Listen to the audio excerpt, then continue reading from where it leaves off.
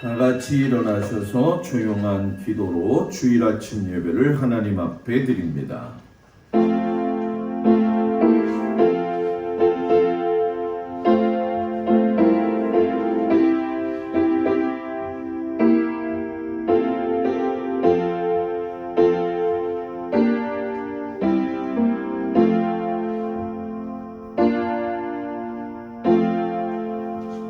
여호와는 나의 산업과 나의 잔의 소득이시니 나의 분깃을 지키시나이다. 그가 나의 오른쪽에 계심으로 내가 흔들리지 아니하리로다. 하나님은 영이시니 예배하는 자가 영과 진리로 예배할지니라. 아멘. 23장 경배 찬양 하나님 앞에 드립니다.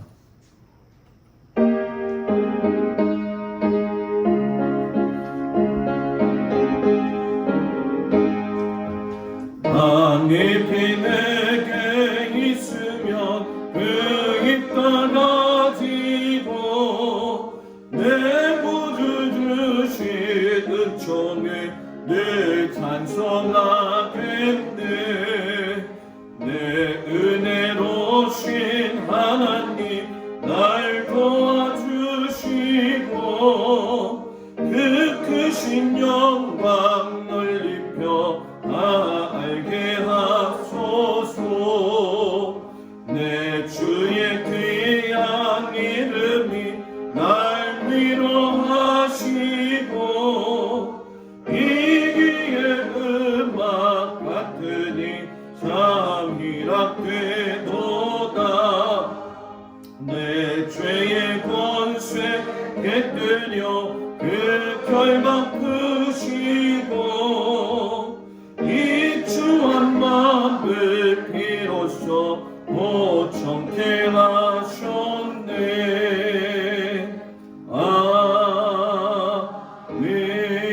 아멘. 교동문 23번 시편 43편 말씀을 교독합니다. 하나님이여 나를 판단하시되 경건하지 아니한 나라에 대하여 내 송사를 변호하시며 간사하고 불의한 자에게서 나를 건지소서. 주는 나의 힘이 되신 하나님이시거늘 어찌하여 나를 버리셨나이까. 내가 어찌하여 원수의 법으로 말미암아 슬프게 다니나이까. 주의 빛과 주의 진리를 보내시어 나를 인도하시고 주의 거룩한 산과 주께서 계시는 곳에 이르게 하소서. 그런즉 내가 하나님의 제단에 나아가 나의 큰 기쁨에 하나님께 이르리이다.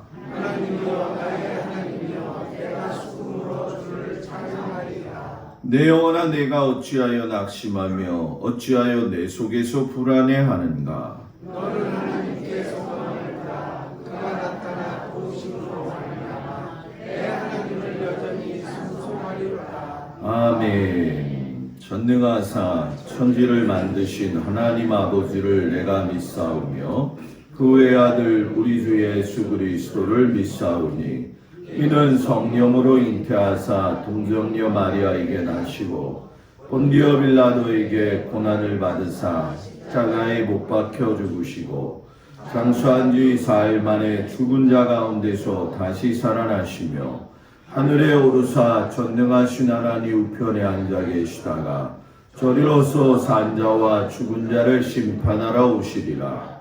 성령을 믿사오며 거룩한 공예와 성도가 서로 교통하는 것과 죄를 사하여 주시는 것과 몸이 다히 사는 것과 영원히 사는 것을 믿사옵나이다. 아멘. 송영 1장 찬양합니다. 만복의 근원 하나님 온 백성 찬송 드리고 저 천사여 찬송하세. 찬송 성배 성자 성령 아멘. 자리에 앉습니다. 한정수 장로님 기도해 주시겠습니다.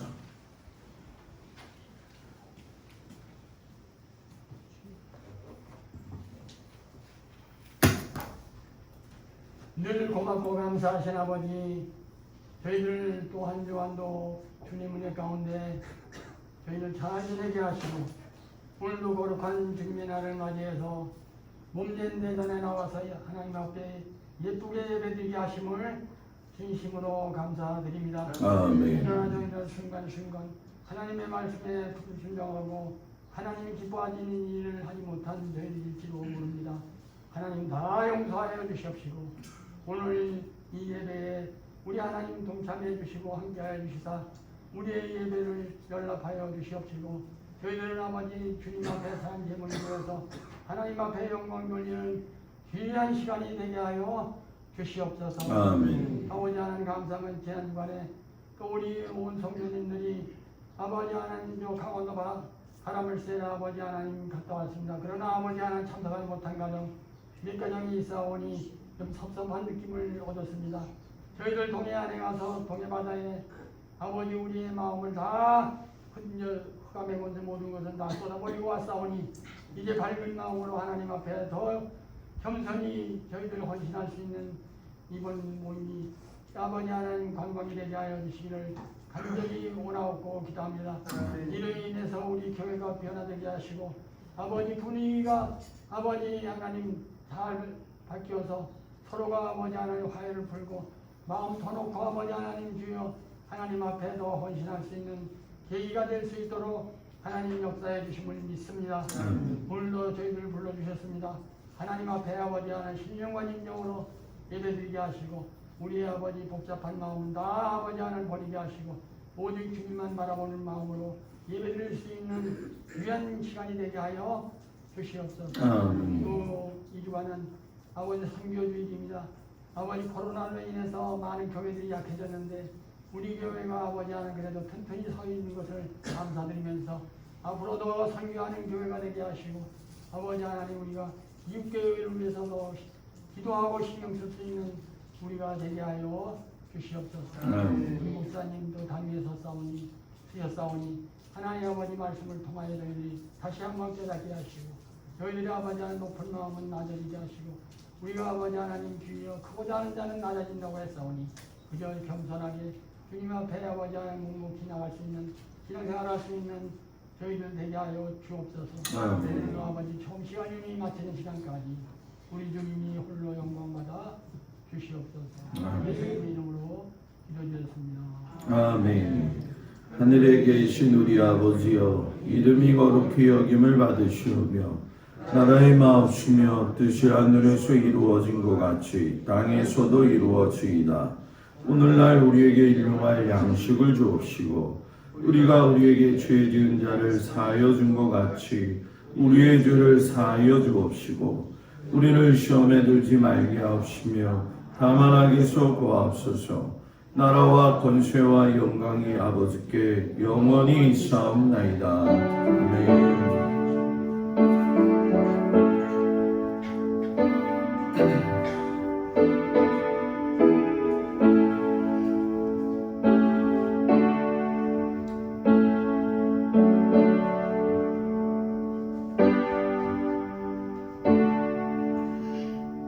할렐루야. 우리 옆 사람하고 인사 나눕니다. 샬롬. 당신의 미소와 인사는 보이는 복음입니다. 아멘. 네, 오늘도 주님 앞에 온 성도들 주의 이름으로 축복을 드립니다. 한 주간 은혜 가운데 하나님이 지켜주신 거 감사하고 또 앞으로 한 주간 주의 은혜 가운데 승리하기를 축복합니다. 오늘은 셋째 주일이죠. 선교 주일로 지킵니다. 벌써 이제 4군데 교회를 저희가 도와요. 캄보디아 자월 섭리교회, 청주 소망교회, 말도 등대교회 다 연약하고 힘든 교회들입니다. 특별히 여러분들 위에서 같이 기도해 주시고 캄보디아 선교사님은 한국에 들어오고 싶어도 항공권이 너무 비싸서 오지도 못하고 저마다의 사연들이 참 많은데 여러분들의 눈물 어린 기도가 우리 선교사님 또 목사님들 가정에 큰 힘이 되기를 축복합니다. 전교인 그 소풍에 관심을 가져주시고 같이 참석하시고 또 기도와 물질로 함께 해주신 성도님들께도 감사드리고, 참석하지 못했지만 또 같이 기도해 주신 우리 성도님들한테도 감사드립니다. 하대안의 교회에 오면 행복해야 됩니다. 네. 좀 그런 시간을 자주 가졌으면 좋겠어요. 근데 강원도는 이제 안 갈래요. 네. 그 다음날 와서 제가 이틀을 아파가지고, 네. 저는 잠을 하나도 안 잤거든요. 왜냐면 운전수가 졸까봐 옆에서 계속 말을 시켰거든요. 그래서 다음에는 딱 중간 있는데 갔다 오려고 벌써 계획을 세웠어요. 여러분들 지금부터 감사하고 기도하기 바랍니다.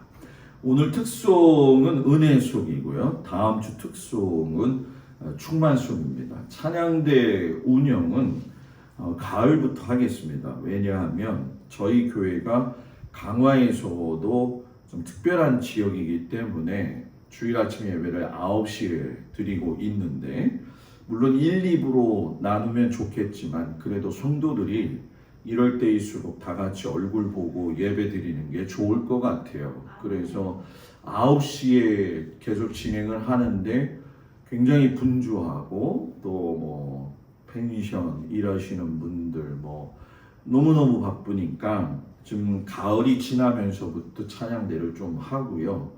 7월 첫째 주에 이제 속들이 다 끝나게 되면 인원별로 연령별로 제가 좀 짜겠습니다. 그래서 너무 거창하게 하는 게 아니라 하나님 앞에 그냥 연령별로 또 좀 찬양을 좀 드리겠습니다. 그런 마음 가지시고 목사님은 왜 이렇게 그렇게 하실까 이런 생각이 아니라 감사하는 마음으로 찬송 부를 수 있다는 그 사실에 여러분들이 열심히 참석하는 은혜가 있기를 축복합니다. 담임 목사와 함께하는 속회 이번 주 23일 날 목요일 날 희락 속에서 있습니다. 몇 시인지만 가르쳐 주시면 되겠습니다. 담임 목사 동정입니다. 저는 내일 모레 화요일까지 협성 미래 포럼 참석을 하겠습니다. 21일 화요일 날 새벽인도 우리 김필권 장로님이 은혜스럽게 잘 준비해 주실 겁니다. 아멘을 해요. 그리고 7월 셋째 주 3일은 주일 맥주감사 주일입니다.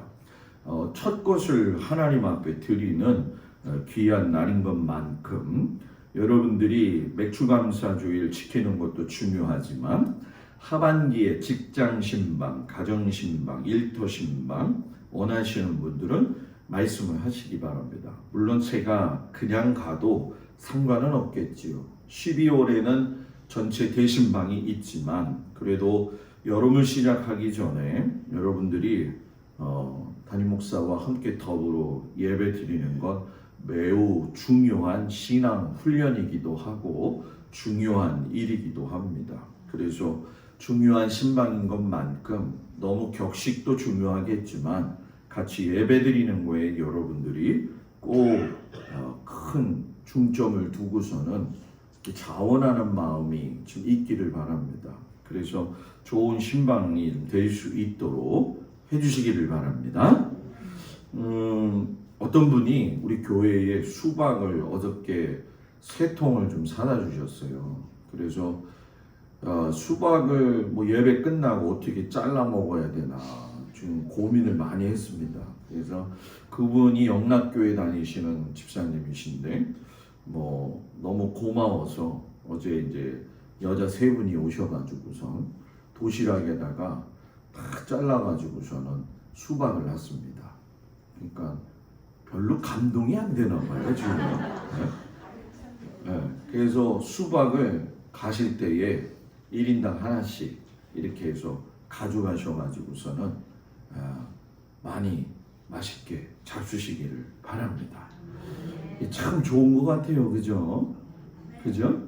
이게 제일 좋은 거고 행복한 것 같아요. 여러분들 감사하는 마음으로 그 대접한 분 위해서 기도하시고 그렇게 오늘 하루를 또 보내기 바랍니다. 우리 183장을 부르시면서 하나님 앞에 귀한 예물을 드리겠습니다.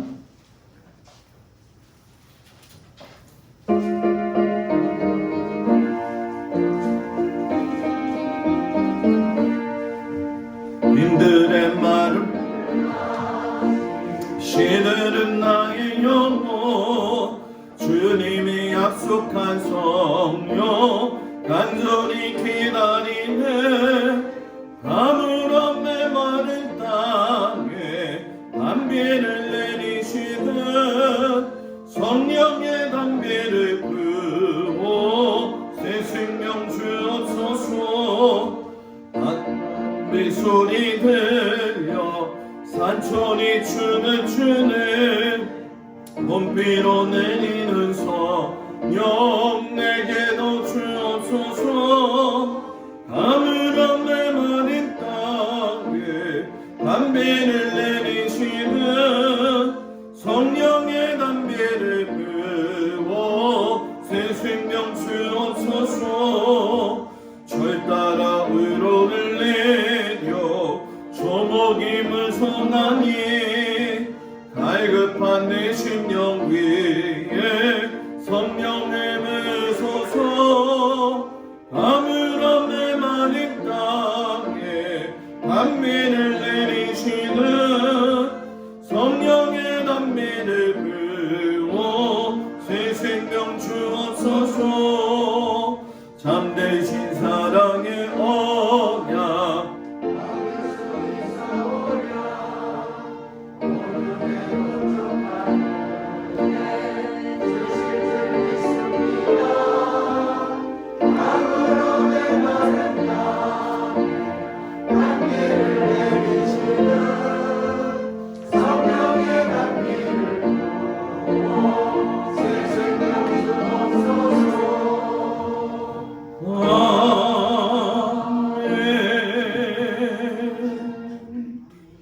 (10회) 김필권 장로님, 강민수 권사님, 김종숙 권사님, 한종수 장로님, 박정자 권사님, 구인혜 장로님, 조군자 권사님, 박상수 권사님, 김정자 권사님, 신종표 집사님, 김영옥 권사님, 신율, 조기태 권사님, 정복동 권사님, 한규성 성도님, 홍정희 집사님, 최영애 권사님, 곽덕일 권사님, 김수자 집사님, 선교예물, 김용길 장로님, 김혜자 권사님, 정광태 권사님, 이복순 권사님, 신종표 집사님, 김영옥 권사님, 고인희 권사님, 김정림 권사님, 신율, 또 조기태 권사님, 정복동 권사님, 여선교회, 또 고승호 집사님, 김찬자 권사님,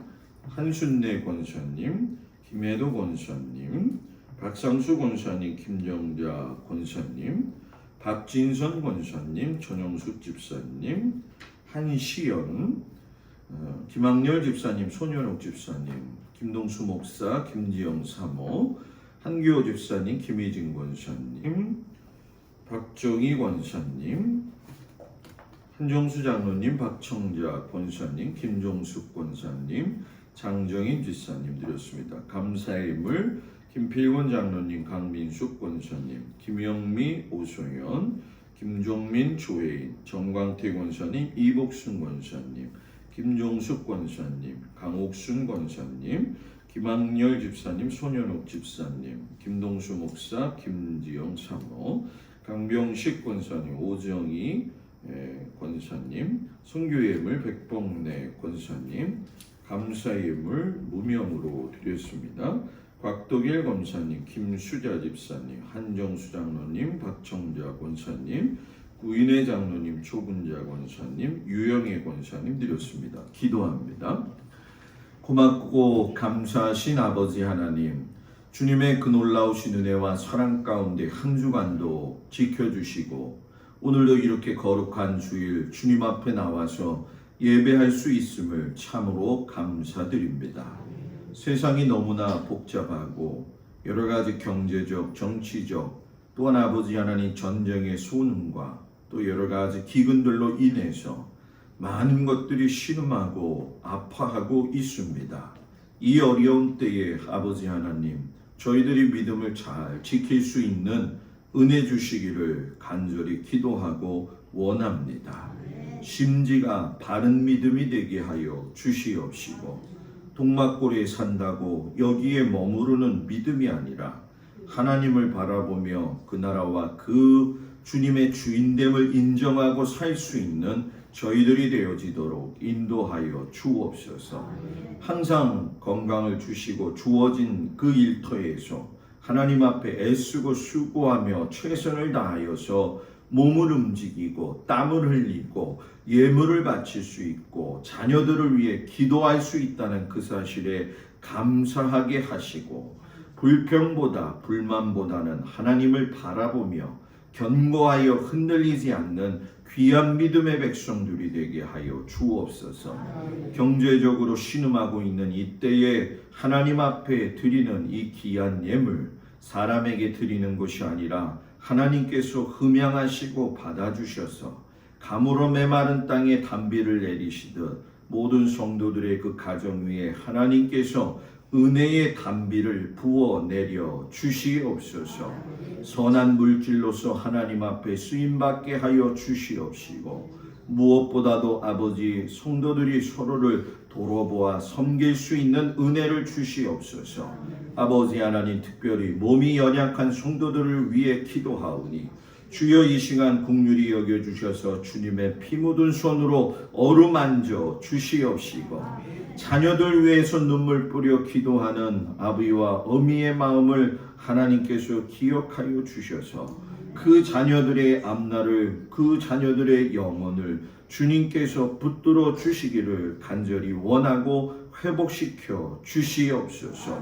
또한 아버지 하나님께서 일일이 모든 성도들의 건강을 지키시되 노년에 이른 우리 사랑하는 장로님, 권사님, 어르신들 주님 손으로 붙들어 주셔서 아버지 독수리가 앙망하여 날개치듯 올라가는 그 믿음을 허락하여 주시옵소서.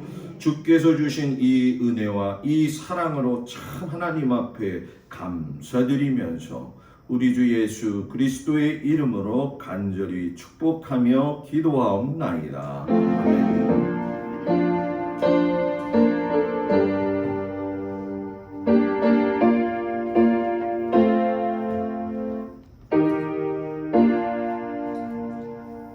자리에 앉습니다. 하나님 말씀 보도록 합니다. 사무엘상 8장 4절에서 20절까지 말씀.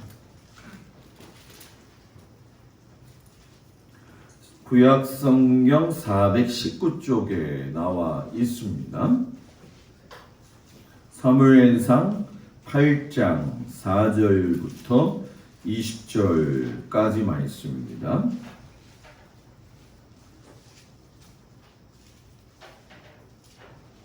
구약 성경 419쪽에 나와 있습니다. 앞에도 나와 있습니다. 우리 말씀을 제가 봉독해 올립니다. 이스라엘 모든 장로가 모여 라마에 있는 사무엘에게 나아가서 그에게 이르되, 보소서, 당신은 늙고 당신의 아들들은 당신의 행위를 따르지 아니하니 모든 나라와 같이 우리에게 왕을 세워 우리를 다스리게 하소서 한지라. 우리에게 왕을 주어 우리를 다스리게 하라 했을 때에 사무엘이 그것을 기뻐하지 아니하여 여호와께 기도하며 여호와께서 사무엘에게 이르시되, 백성이 내게 한 말을 다 들으라. 이는 그들이 너를 버림이 아니요 나를 버려 자기들의 왕이 되지 못하게 함이니라. 내가 그들을 애굽에서 인도하여 낸 날부터 오늘까지 그들이 모든 행사로 나를 버리고 다른 신들을 섬긴같이 내게도 그리하는도다. 그러므로 그들의 말을 듣되 너는 그들에게 엄히 경고하고 그들을 다스릴 왕의 제도를 가르치라.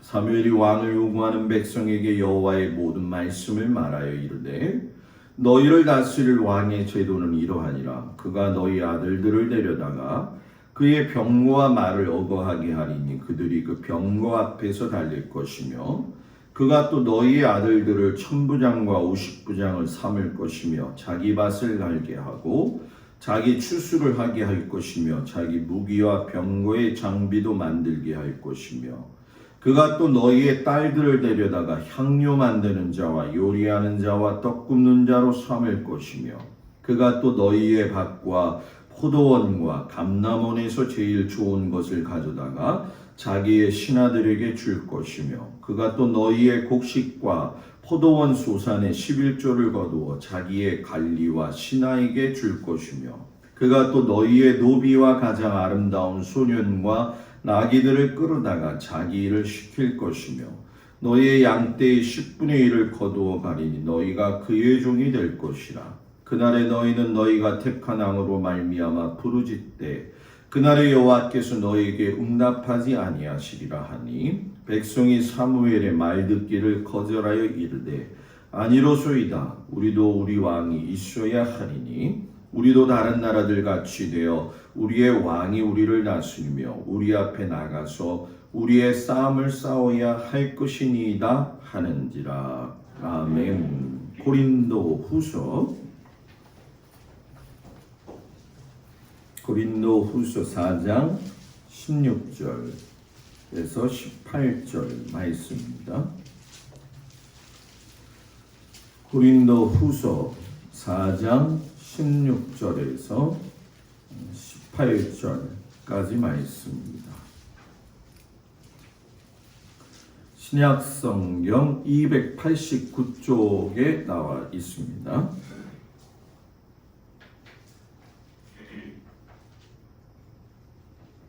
고린도후서 4장 16절에서 18절 말씀을 제가 공독합니다. 그러므로 우리가 낙심하지 아니하노니 우리의 겉사람은 낡아지나 우리의 속사람은 날로 새로워지도다. 우리가 잠시 받는 환난에 경한 것이 지극히 크고 영원한 영광에 중한 것을 우리에게 이루게 하매니 우리가 주목하는 것은 보이는 것이 아니요 보이지 않는 것이니 보이는 것은 잠깐이요 보이지 않는 것은 영원함이라. 아멘. 마가복음 3장 31절에서 35절까지의 말씀이 되겠습니다. 마가복음 3장 31절에서 35절까지 말씀, 신약성경 58쪽에 나와 있습니다. 마가복음 3장 31절에서 35절 말씀을 봉독해 올립니다. 그때 예수의 어머니와 동생들이 와서 밖에 서서 사람을 보내어 예수를 부르니 무리가 예수를 둘러앉았다가 여짜오되 보소서 당신의 어머니와 동생들과 누이들이 밖에서 찾나이다. 대답하시되 누가 내 어머니이며 동생들이냐 하시고 둘러앉은 자들을 보시며 이르시되 내 어머니와 내 동생들을 보라. 누구든지 하나님의 뜻대로 행하는 자가 내 형제요 자매요 어머니이니라. 아멘.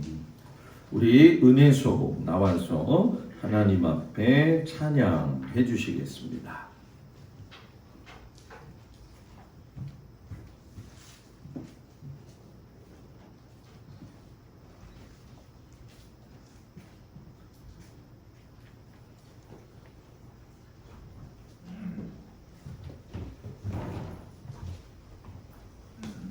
그 밑에 서가지고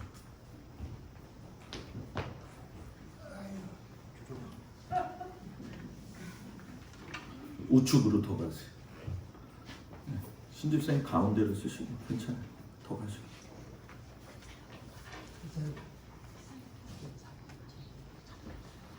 차려! 경례!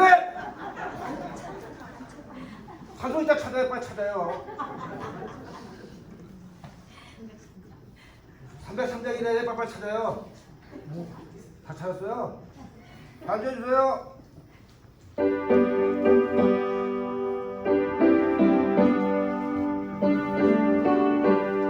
박수 주세요. 나를 위하여 십자가에 죽는 고통 받으사 대신 죽은 주 예수님 사랑하신 은혜로 고백은 이르려고 영광 주를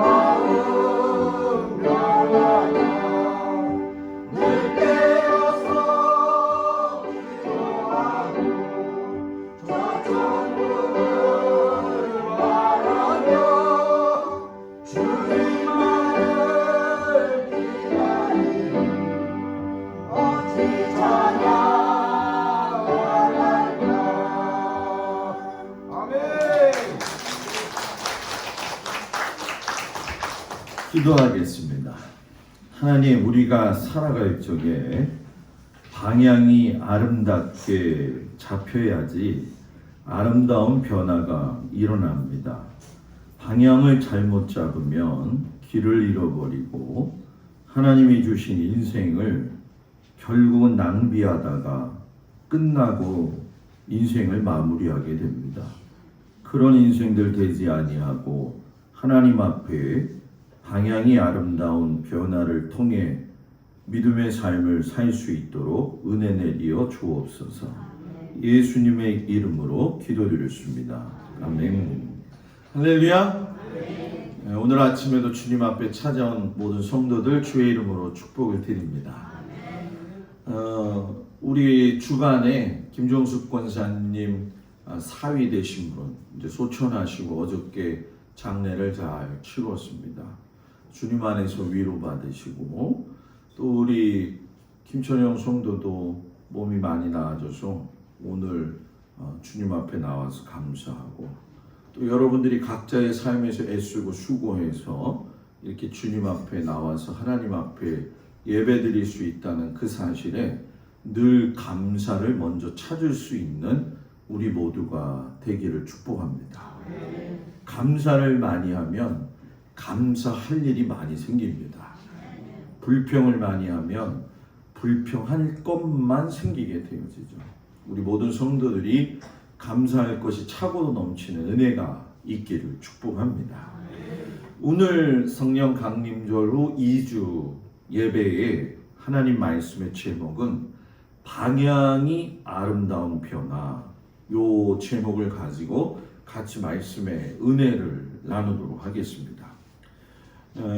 물이 흘러가면은 절대로 부패하지 않죠. 반대로 고인 물이 되어지게 되면은 부패하지 않으려고 해도 할 수밖에 없는 상황이 됩니다. 그런데 참 이상한 거는 고인물이 되어가지고 부패되었다 할지라도 거기에 또 걸맞는 새로운 생명체들이 자라나더라는 거죠. 제가 어렸을 적에 저희 큰아버님 댁에 가면 하천이 흘러내렸는데 지금은 그 복개천들이 전부 다 이렇게 덮여져 있지만 옛날에는 다 오픈되어져 있었잖아요.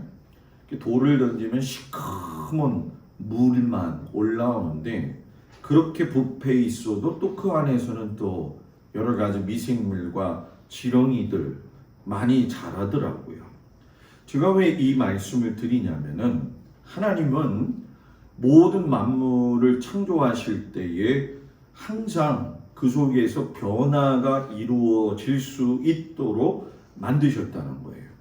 우리가 지금 살아가면서 이 시간이라고 하는 이 제약 가운데 살고 있지만은 이 1년 내내 쉬지 않고 이 날짜가 바뀌어 가면서 봄도 지나가고 여름도 지나가고 또 가을도 지나가고 겨울이 쉴 새 없이 돌게 되어지죠.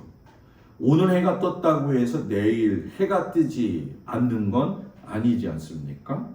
달이 오늘 밤에 뜰 거라고 해서 내일 밤에 안 뜰 거냐? 그것도 아니라는 거죠. 바람도 마찬가지고 구름도 마찬가지고 바다의 민물과 썰물을 보아도 계속적으로 쉬지 않고 흘러가더라는 얘기예요. 늘 보는 사람도 늘 그대로인 것 같지만 계절에 따라 시간이 변하면서 옷과 얼굴도 또 몸의 형태도 변화가 눈에 띄지 않지만은 확연하게 나중에 시간이 흐르면 달라져 있는 것을 우리가 보게 되죠. 저 산에 있는 나무도 마찬가지인 것 같아요. 그냥 서 있는 것 같지만 해마다 나이테가 하나씩 생기면서 눈에 띄지는 않지만 계속 변화되어져 간다는 거죠.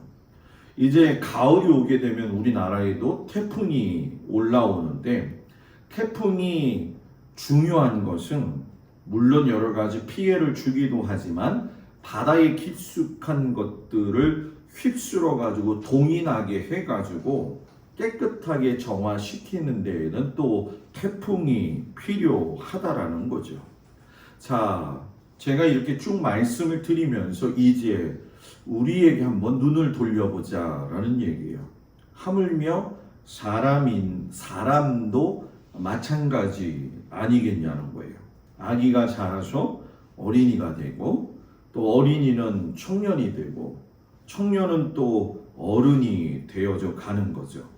시기시기에마다 나이대마다 변화되어져 가는 것이 당연한 것이고 일상적인 거죠.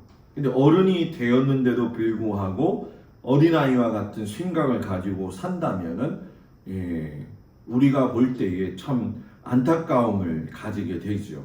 근데 저하고 여러분은 예수 믿는 사람이에요. 맞지요? 잘 생각해 보세요. 예수 믿는 사람은 예수 때문에 변화되어지는 거지 자기 때문에 변화되어지는 것이 아니에요. 예수로 인하여서 변화되어져 간다라고 하는 건 내 신앙이 한자리에 머물러 있는 것이 아니라는 거죠. 그래서 성도의 삶에서 제일 중요한 게 무엇이냐면은 내가 나 자신의 신앙이 예수님 안에서 바른 방향을 가지고 가고 있느냐는 거예요.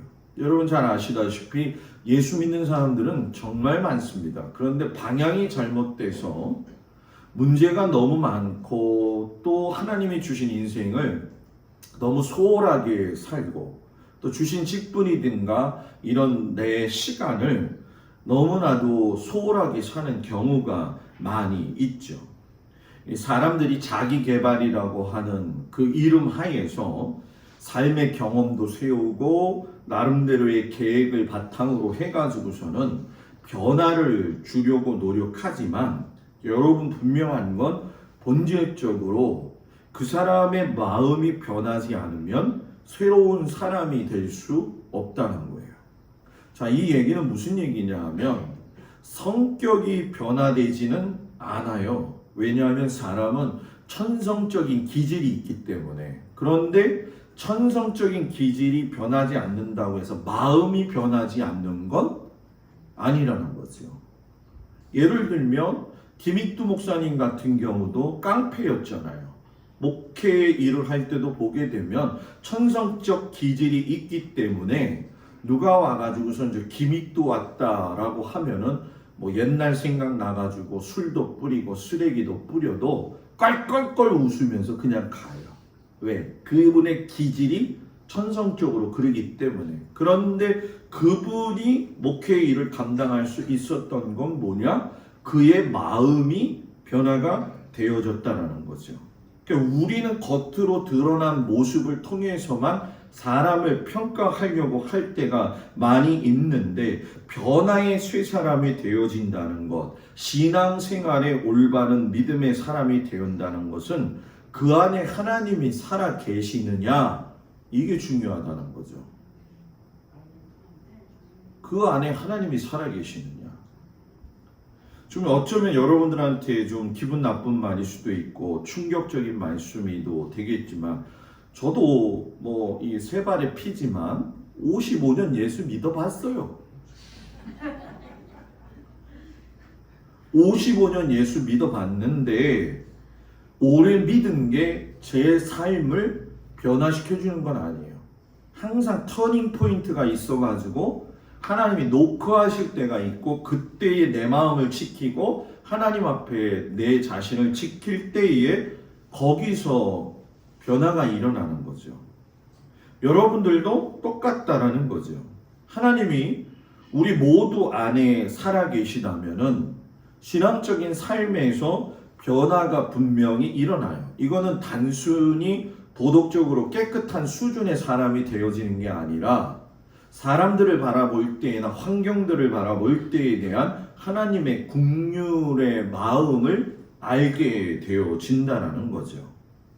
어두웠던 인생이라도 예수님이 그 안에 들어가면은 빛 대신 예수님으로 인해서 어두움이 물러가게 되어져 있는 것이고, 모든 맺혀져서 풀리지 않는 관계까지도 아름답게 풀려 나가게 되어진다는 거죠. 이게 예수 믿는 사람의 아름다운 변화라는 거예요. 그래서 예수 믿는 사람은 꽁 하면 안 돼요. 뭐라고요? 꽁은 누가 해야 돼요? 맹꽁이가 해야 되는 거예요. 예? 성령님께서 오늘 우리들의 마음과 우리들의 생각을 조금 좀 바로잡아 주실 수 있는 시간이 됐으면 좋겠어요. 변하기는 해야 되는데 어떻게 변화되어야 하느냐? 뭐 좋은 쪽으로 돼야죠, 목사님. 긍정적으로 돼야죠. 물론 맞는 말이지만 제일 중요한 건 하나님의 아름다운 사람으로 변화되어져야 한다는 거예요. 신앙의 발전적인 모습이 없이는 자신의 신앙은 절대 전진하지 못합니다. 전진하는 것처럼 보일 뿐이죠. 내 신앙이 하나님 앞에서 공증되어졌다고 한다면 그 공증은 사람에게서도 나타나야 된다는 거예요. 그러니까 내가 예수를 믿어도 나만 안다면 다른 사람에게는 좋은 영향력을 끼치지 못해요. 그러나 내가 예수를 믿으면 내 안에 예수가 나로 인해서 삶에서 드러나게 될 때에는 다른 사람에게도 좋은 영향력을 끼치게 되어지는 거죠. 그러니까 예수가 내 안에 중심에 사로잡혀 있다고 한다면 예수가 삶의 방향이 되어지기 때문에 마음의 방향이나 태도의 방향이나 아름다운 변화를 추구하게 되어진다는 거죠. 막스 베버가 그런 얘기를 했어요. 영혼이 없는 사람, 가슴이 없는 향락자는 인간이 도달하게 될 마지막 지점이다. 자, 인간이 도달하게 될 마지막 지점은 뭐냐? 사는 인생의 의미에 대해서 묻지도 않고 생각지도 않는 무개념의 상태. 우리가 살다 보면 어떤 사람하고 관계를 맺죠. 야, 저 사람은 완전 무개념이네. 이럴 때 있잖아요. 그죠? 사람은 밥만 먹고 사는 존재가 아니에요. 사람은 옷만 잘 빼입고 사는 존재가 아니에요. 비록 어렵고 힘들어도 그 속에서 삶의 의미를 찾고 그 속에서 하나님이 나를 향하신 그 하나님의 은혜가 무엇인지 그 의미를 먹고 살아야 하는 존재죠. 목사님, 밥 먹고 살기도 바쁜데 밭에 가서 일하기도 바쁜데 무슨 의미를 찾아요? 여러분들이 100번 수고해서 밭에 가서 일을 하고 일터에서 일을 한다 할지라도 돈만 버는 사람이 될 겁니까? 작물만 캐기 위해서 노력하는 사람이 될 겁니까? 아무 소용없어요. 다 손에 있다가 사라질 것이고 캤던 내 작물도 결국은 내 뱃속이나 또는 땅속이나 다른 사람 뱃속으로 들어가서 없어지겠죠. 그걸 위해서 사는 게 중요한 게 아니라 감자 요즘 캘 때인가요? 네. 감자 하나를 봐도 의미를 좀 찾을 수가 있어야죠. 아이, 목사님 무슨 감자까지 의미를 찾습니까? 감자를 들고 볼 때의 때와 시기에 따라 하나님께서 이 가뭄의 시대에도 감자를 맺게 해주셨다고 한다면 그 감자와 같은 내 인생에서도 의미를 찾을 수 있어야 된다는 거죠. 그러니까 이런 의미를 찾지 못하고 사니까 예수를 믿으면서 감사가 뭔지 모르고 허무한 거예요. 허무한 거예요. 내가 예수를 믿는데 내 안에서 기쁨이라고 하는 걸 모르고 사는 사람들이 얼마나 많은지 모릅니다. 시간 흘러가는 대로 상황에 따라서.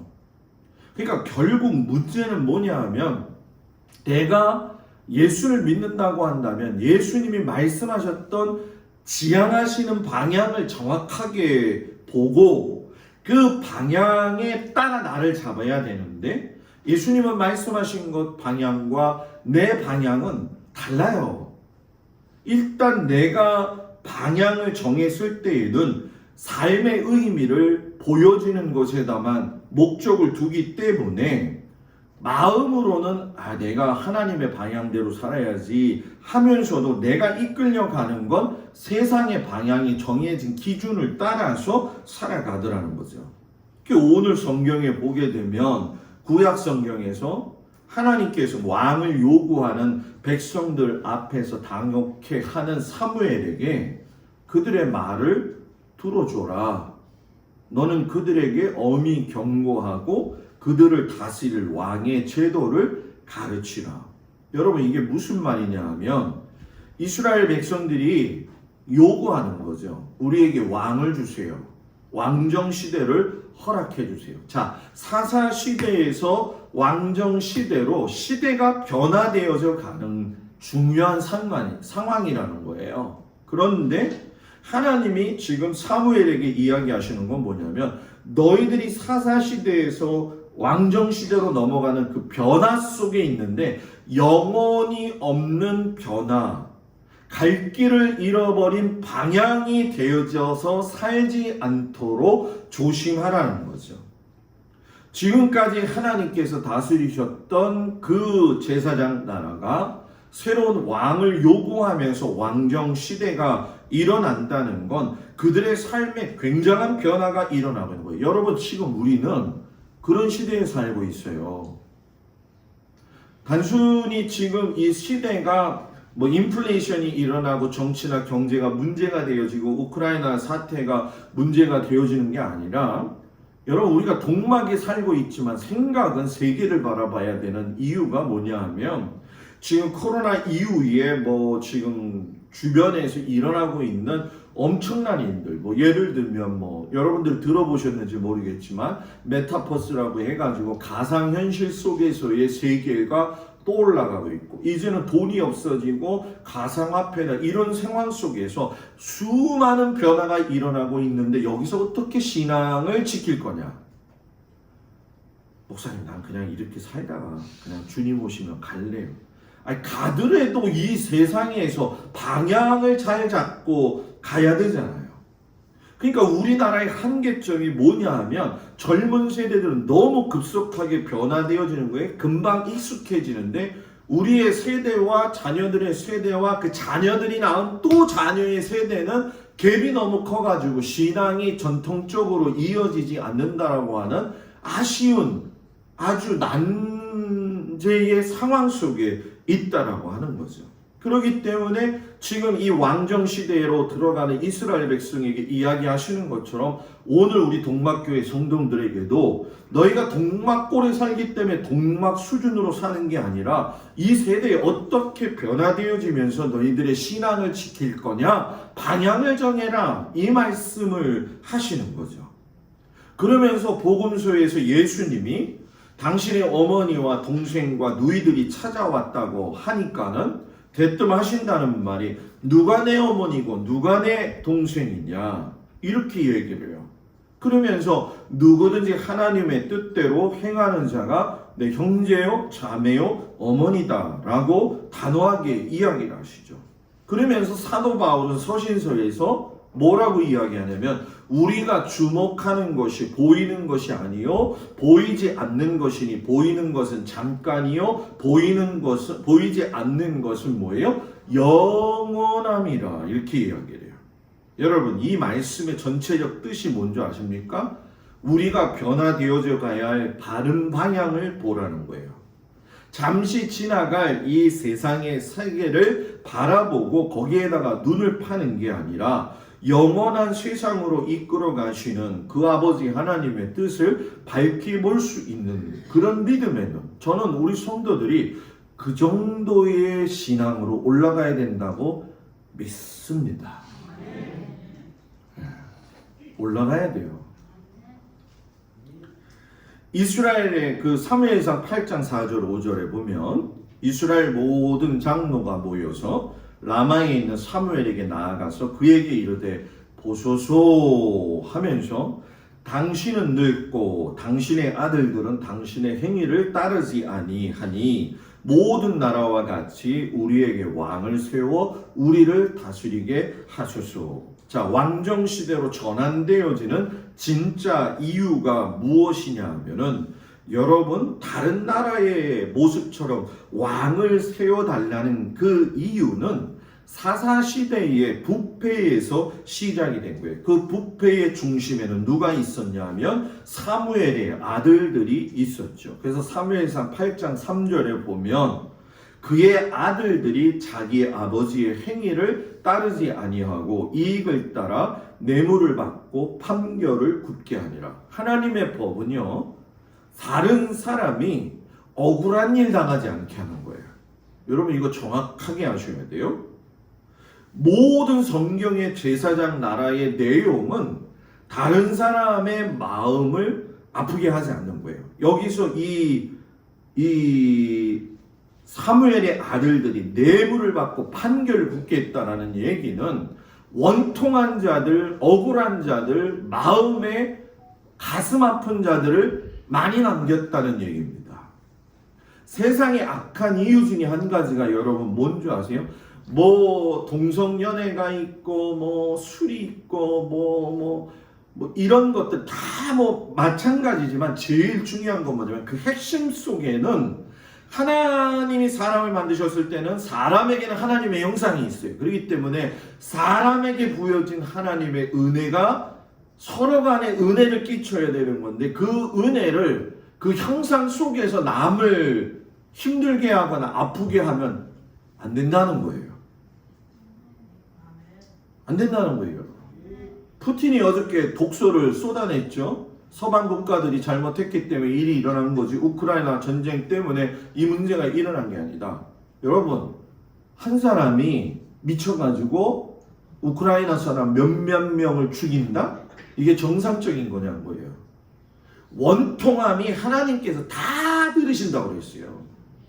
재림의 시기가 오게 되면 주님을 위해서 죽었던 모든 사람들의 그 원통함을 하나님이 다 들으신다고 했어요. 여러분들이 힘들지 않아도 되는 건 뭐냐면 내가 원통한 상황이 있을 때가 있죠. 와 진짜 돌아버리겠네. 저 인간이 나한테 어떻게 저럴 수가 있어. 이럴 때 있잖아요.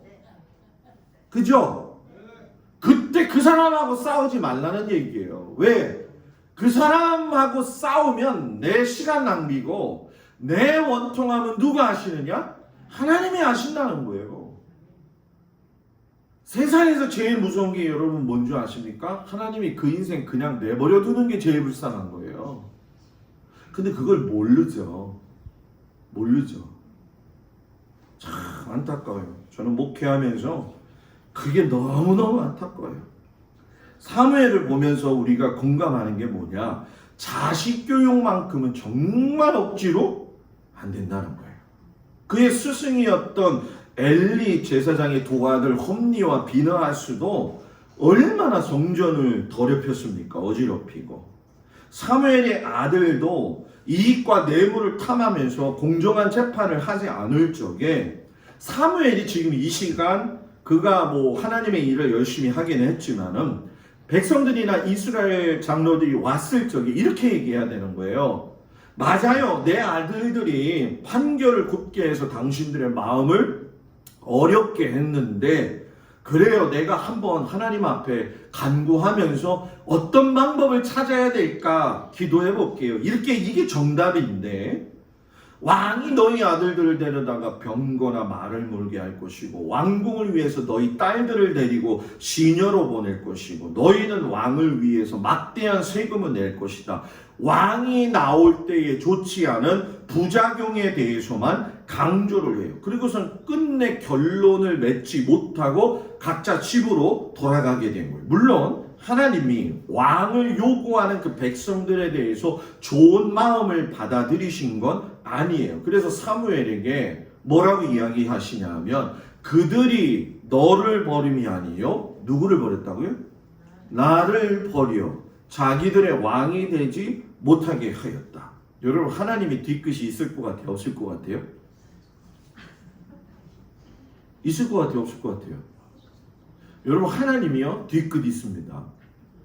어디서 나오느냐? 호세아서 13장에 보면은 내가 분노함으로 너희들에게 왕을 주고 진노함으로 패하였노라. 하나님 이미 하나님의 그 계획이 다 있는데 자꾸 오버하는 이 백성들의 뜻을 보시면서 안타까운 거예요. 실상 하나님은 하나님의 뜻에 따라서 이미 왕을 세울 것을 모세 시대에서부터 가르쳐 주신 거예요. 그런데 문제는 뭐냐면 시간이 돼야지 그 일이 이루어지는 거 아니에요.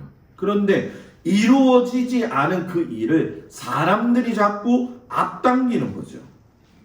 이스라엘 장로들이 와가지고 왕 주세요 처음에 요구했다가 백성들의 정책 요구로 이제 발전이 되어지잖아요.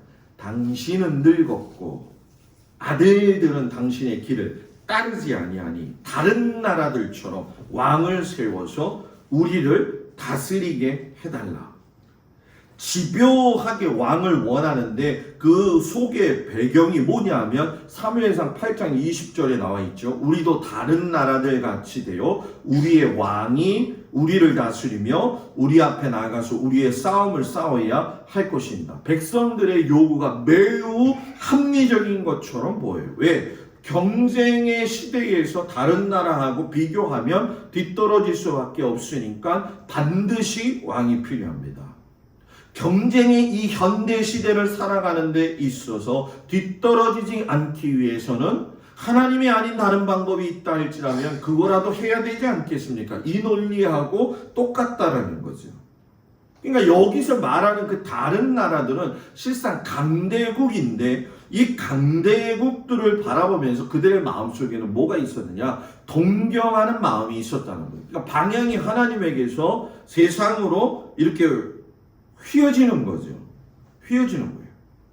그들이 요구하는 왕은 하나님을 먼저 알고 하나님을 경외하고 하나님의 뜻에 따라서 순종하는 왕이 아니라 자기들이 봤을 때 자기들을 구원해주고 자기들을 통해서 도시국가를 통해 가지고 강대 국가를 만들어줄 수 있는 그런 왕. 실상 근데 여러분 뭐 애굽이라든가 바벨론이라든가 아수르라든가 하는 그런 강대국들보다도 이들이 말한 사사시대를 바로 지나면서 나오는 이 왕국은 모압이나 암몬이나 에돔 같은 주변의 나라예요. 이게 여러분 모압이나 에돔이나 암몬은 실상 이스라엘하고 혈통관계에 있었잖아요. 그러니까 이들이 왜 이랬을까?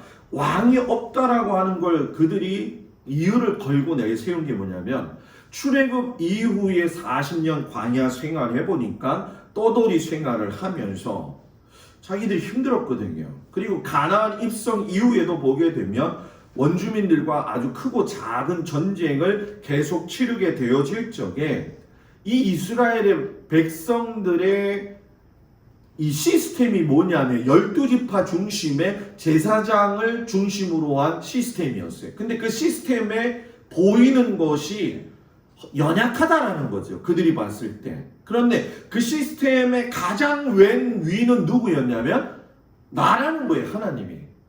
내가 있으니까 이 시스템대로 가면 된다는 거예요. 그런데 백성들이 볼 때에는 이 시스템이 약화되는 거죠. 왜? 보이지 않는 하나님은 어떻게 우리가 믿고 제사장 말만 믿고 따라가냐. 그런데 그 와중에도 제사장 사사 역할을 한다고 했던 사람들이 하나님 앞에서 범죄하고 죄짓고 있는 판에 우리가 어찌 이럴 수가 있느냐.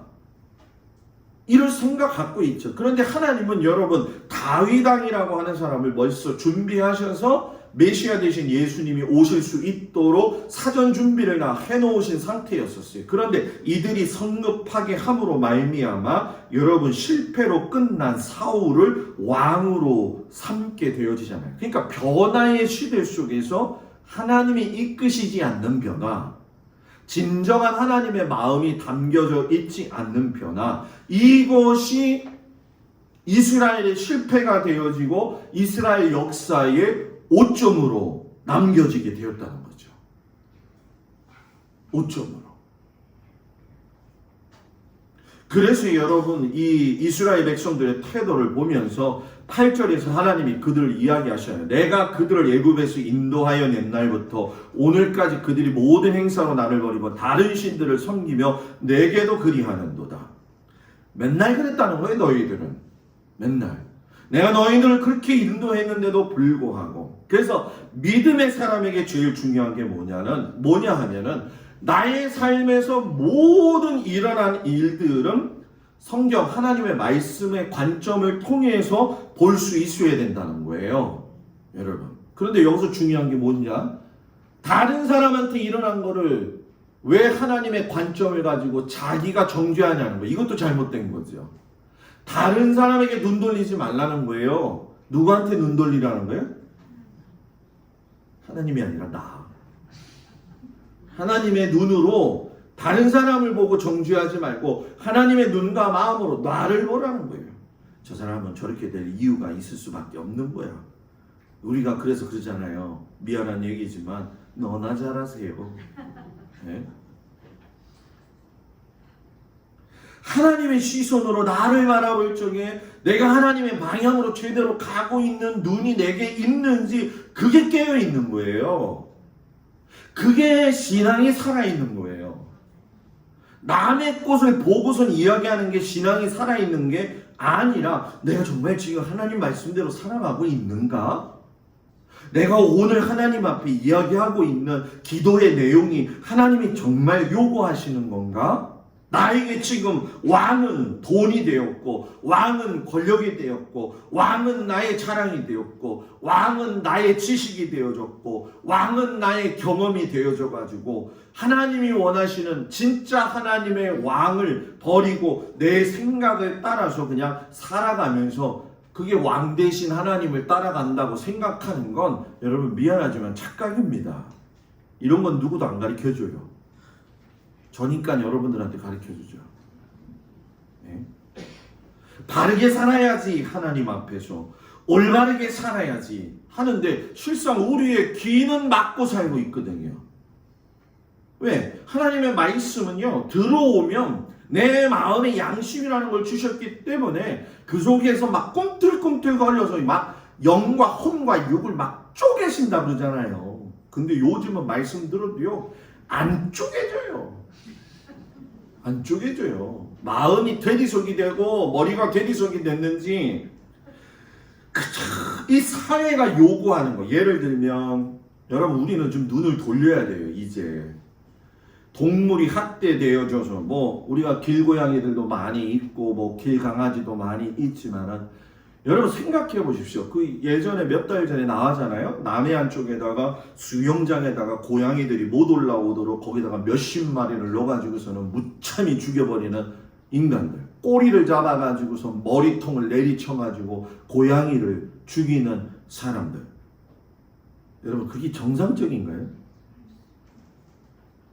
물론 뭐 목사님 그 고양이 맨날 새끼만 낳고 그저 여기 들어오는데 제 계단에다가 고양이들이 좀 쉬게 좀 박스를 갖다 놨어요. 새끼 2마리를 갖다가 물어놓고서는 거기 있는데 하나애가 빈사 상태야.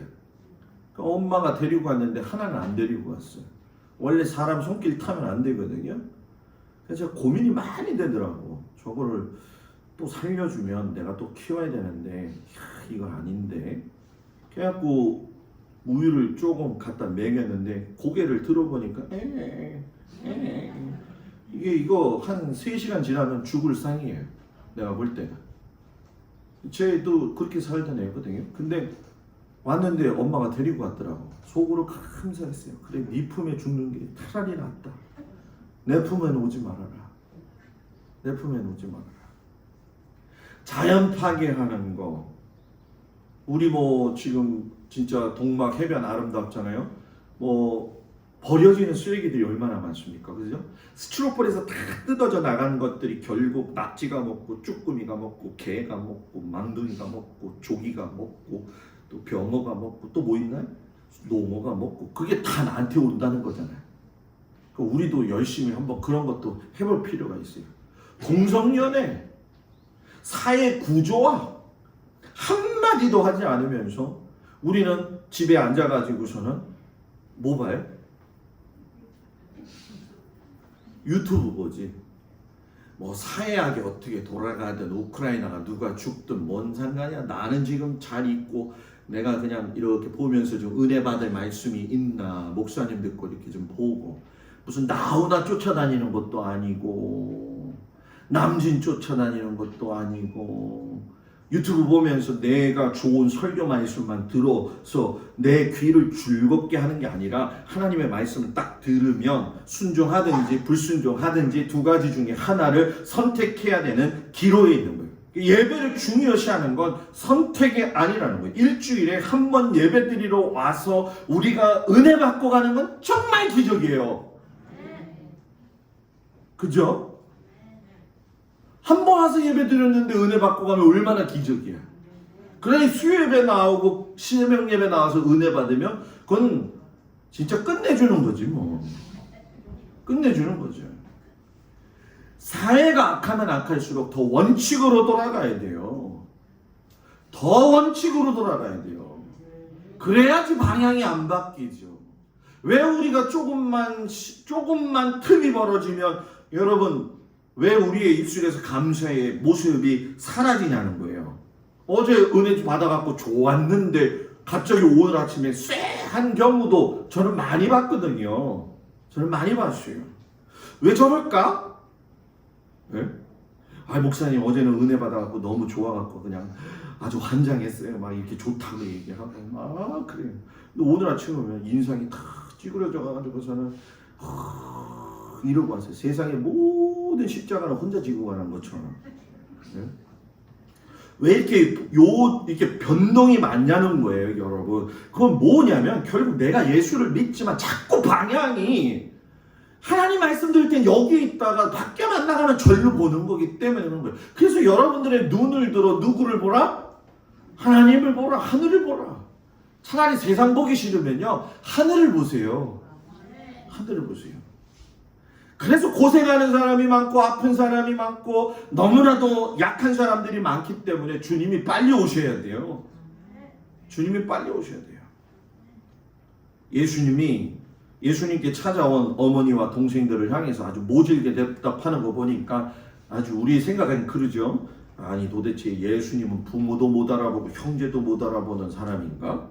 여러분 여기서 예수님이 말씀하시고자 하는 건 뭐냐면 진정한 형제와 자매는 허울만 그럴듯한 족보족 체계의 사람이 아니라 하나님의 뜻대로 행하는 사람. 너가 가진 허울을 버려라. 하나님의 뜻대로 행하는 자가 진짜 어머니고 진짜 형제라는 거죠. 이건 저한테 적용을 했어요. 하나님의 뜻대로 행하지 않는 목사는 목사가 더 이상 아니에요. 여러분 왜 아멘이 안 나올까? 하나님의 뜻대로 살지 않는 장로와 권사는 진짜 장로와 권사가 아니에요. 제가 이 설교를 부흥회 가서 했더니 제 친구 목사가 저한테 오더니 그러더라고요. 김 목사, 그 목사님 얘기는 좀 하지 마라. 우리 교회에서 나는 이거야. 그래서 제가 그랬어요. 이거야? 우리 교회에서 이거는 예수님이야. 그리고선 그 친구가 자기네 큰 교회 저기 되고서는 다른 사람 다 부르는데 나는 안 부르더라고. 또 그 얘기 할까봐. 가을에 지금 한 군데 집회를 가서 이제 드려야 되는 지금 상황이 오고 있는데 많은 고민이 돼요. 왜냐하면 저도 그렇고 여러분들도 그렇고 여러분 내게 주신 직분 뭐 담임 목사, 장로, 권사, 집사, 성도 이 직분이 여러분 세상에서 주는 그 사장이란 직분보다 못하다고 생각하십니까? 요번에 가는데 전부 다 음식점 기사 아저씨 저한테 사장님 해서 제가 그랬어요. 나는 사장이 아니고 목사예요. 목사예요. 여러분 그거 말하고 다니는 게 얼마나 나한테 약점으로 오는 줄 아십니까? 그게 굉장히 힘든 거예요. 그런데도 불구하고 하는 이유는 뭐냐면 그렇게 사는 게 정확하기 때문에 그래서 제가 늘 말씀드리잖아요. 우리도 명찰 달고 다닐 필요가 있다. 그죠? 동막교회 반주자 유영의 권사. 유영의 권사. 네? 달고 다녀야 돼. 달고 다녀야 돼. 네? 굉장히 중요한 거죠. 아마 이거 달고 다니자 그러면은 옷을 이러고 다닐 거예요. 이러고 다닐 거예요. 이러고. 네? 지금 주님은 우리들에게 너가 하나님의 사람으로서 부름받은 거에 대해서 순종하라고, 생명 다하라고, 사랑하라고 주시지 않겠냐는 거예요. 그죠? 그러니까 바울이 이야기해요. 우리가 낙심하지 아니하노니 우리의 겉사람은 낡아지나 우리의 속사람은 날로 뭐라고요? 새로워지도다. 겉사람은 낡아지는 거예요. 옆사람 보세요. 옆사람 보려니까 왜 안 봐? 나이가 들어가면서 지금 주름이 안 서고 주름이 없고 이 탱탱한 사람은 다 보톡스 맞은 거야. 네? 자연스럽게 늙어가는 건 백발의 영화의 면류관이에요. 그러니까 하얀 머리가 되어져 가는 게 중요한 게 아니라 속사람이 늙어가면 안 된다는 거예요. 그래서 우리 그런 얘기 하잖아요. 애늙은이라고. 애늙은이라고. 나이가 들어가면서 이 늙어가는 건 당연한데 내 안의 모습은 아름답게 늙어가야 돼요. 겸손해지고 경건해지고 말도 이쁘고 얼굴만 이쁘려고 그냥 화장만 하고 그냥 눈썹만 문신하면 모든 게 다 이쁜 것처럼 생각하는 거 말고 눈썹 문신 안 하면 좀 어때요? 그지? 네? 눈썹 문신하는 것보다 더 중요한 건 내 마음이 더 하나님 앞에서 아름다워야 되지 않겠냐는 거예요. 그냥 뭔가 말을 해도 그냥 은쟁반에 굴러다니는 그냥 구슬처럼 뜨르르 하는 아름다운 말. 그냥 말만 하면은 내뱉으면은 가시가 있어가지고서는 팍팍 찌르고 문제는 뭔지 아세요, 여러분? 자기가 하도 모른다는 거예요. 그게 안타까운 거지. 그래서 저는요 캐치프레이가 있습니다. 속사람 날로 새로워지려면 여러분 예수 믿는 사람은 순수해야 돼요. 이 생각이 잔머리가 많으면 예수 믿는 사람이 악해져요. 전 그거 많이 경험했어요. 이 잔머리가 많다 보니까 이걸 이용하더라고. 우리 여러분 지방이나 감독회의나 어디 연애 가보십시오. 그런 거 맨날 경험하잖아요. 의장 이거 잔머리거든. 예? 다 그래요. 주님을 위해서 한다. 주님 그만 위해도 될 것 같아. 예? 순수하고 풋풋한 사람. 자, 옆사람을 보면 좀 순수한 게 보여요?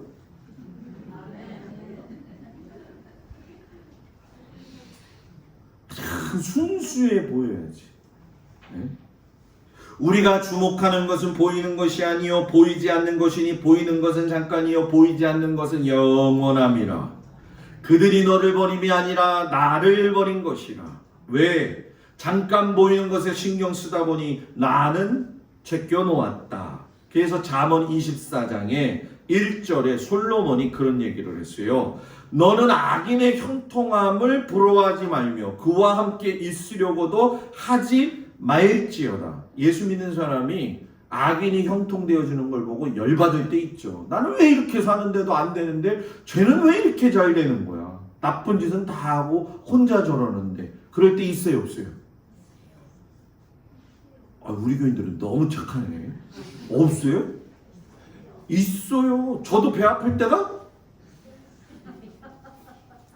있어요 여러분. 왜 목회자라고 서로 보면. 근데 그 상황 속에서 제일 중요한 게 뭔지 아십니까? 저는 그거예요.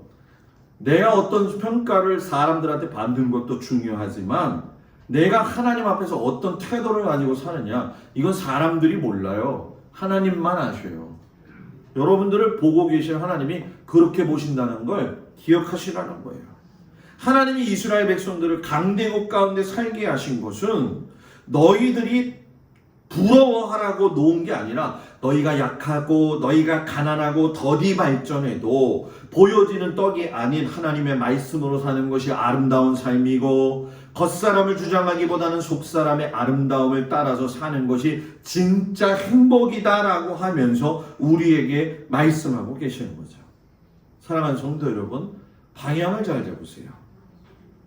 방향을 잘 잡으세요. 내비게이션 말도 잘 들으면서 왜 하나님 말씀을 안 듣냔 말이에요. 네? 우리 뭔가 이 앞뒤가 좀 바뀌어져 있다라고 하는 거. 그래서 저는 우리 성도들이, 우리 모든 성도들이 정말 풋풋한 사람이 됐으면 좋겠어요. 순수한 사람이 됐으면 좋겠어요. 이제 동막교회가 동막교회만 있는 게 아니라 동막교회에 있는 사람들한테 어떻게 보여지는 존재로 내가 살아갈 것인가, 이거 고민해야 될 때 아니겠어요? 이거 고민해야 될 때 아니겠어요? 목사님, 이 작은 동네에서 뭘 그것까지 고민해. 여러분, 정말 우리가 예수 믿는 사람이면 동막에 믿지 않는 사람들한테, 동막의 사람들한테 뭔가 예수 믿는 사람은 저렇구나라고 하는 걸 보여줘야 되지 않겠냐는 거예요. 그럼 어디부터 변화돼야 되고 어디부터 방향이 바뀌어야 되는지 제가 가르쳐드리지 않아도 여러분들은 이미 마음속에 알 겁니다. 왜? 하나님은 알게 하시는 분이니까. 그래서 여러분, 동네 사람 관계도 그냥 섣불리 살지 마시라는 거예요. 늘 하나님께서 주시는 마음을 가지고 동막에 있는 사람들을 대하세요. 대하세요. 어제 만났지? 오늘도 만났네? 이게 아니에요. 우리 친척이지? 우리 아는 형님이지? 그게 아니라는 거예요. 순간순간을 잘하세요. 그게 하나님이 기뻐하시는 일이고요. 그게 하나님이 원하시는 일이에요. 수많은 사람이 나한테 뭐라고 해도 그 속에서 인내하면서 악인의 형통을 부러워하지 않고 내 방향을 하나님께 딱 고정해가지고 살아가는 우리 귀한 성도들 되길 주의 이름으로 축복을 드립니다. 다 같이 일어나셔서 가슴에 손을 얹고, 하나님, 이 시대에 하나님께서 우리에게 하나님의 자녀로 불러주셨는데 어떻게 살아야 될지 고민하고 아버지 하나님 앞에 기도하는 한 주간 되게 하여 주옵소서. 내 삶이 비록 어렵고 힘들고 아버지 고난 속에 있다 할지라도 악인의 형통함을 부러워하지 아니하면서 나의 억울함과 원통함을 하나님께서 들으신다는 그 사실을 깨닫게 하여 주시옵시고, 또 내 마음의 아픔과 내 육신의 아픔과 내 마음의 곤고함까지도 하나님 다 알고 계시오니 주여, 내 입술에서 아름다운 말이 나오게 하시고 내 입술에서 선한 말들을 통해 하나님의 능력이 나타나 보여지게 하여 주시옵소서. 가슴에 손을 얹고 아픈 곳에 손을 얹고 제가 기도합니다. 아버지 하나님, 이 시간 우리 주 예수 그리스도의 이름으로 선포하며 기도합니다. 모든 성도들에게 믿음의 믿음을 더하여 주시사 예수의 이름이 선포되어지고 예수의 피가 선포되어지는 곳에 모든 아픔과 질병의 근원들이 뿌리채 뽑히게 하여 주시옵시고, 모든 성도들의 환경과 자녀들과 가정에 있는 악한 근원들을 예수께서 멸하시고 두루두루 장벽을 치시사 틈타지 못하게 하여 주시옵시고, 천군 천사 보내주시어서 하나님께서 지키시고 인도하여 주시옵소서. 방향을 바르게 정하게 하여 주셔서 아버지 하나님 올바른 길을 걸어가게 하시고, 하나님께서 원하시는 믿음의 삶이 무엇인지 다시금 한번 내 인생을 뒤돌아보면서 각성하고 깨달아 하나님이 원하시는 믿음의 길을 걸어갈 수 있는 우리 귀한 성도들이 되게 하여 주시옵소서. 단 한 번 사는 인생을 후회 없이 살게 하여 주시옵시고, 허탄한 마음에 또 아버지여 그 마음 뺏기지 않고 살게 하여 주시옵소서. 이제는 우리 주 예수 그리스도의 사랑과 하나님의 극진하신 그 놀라우신 보호하심과 성령님의 위로하심이 이제 방향을 바르게 정하고 하나님을 따라 살아가기를 진심으로 원하면서 나아가는 우리 모든 성도들 위해 이제로부터 영원토록 함께하여 주시기를 간절히 축원하옵나이다. 아멘.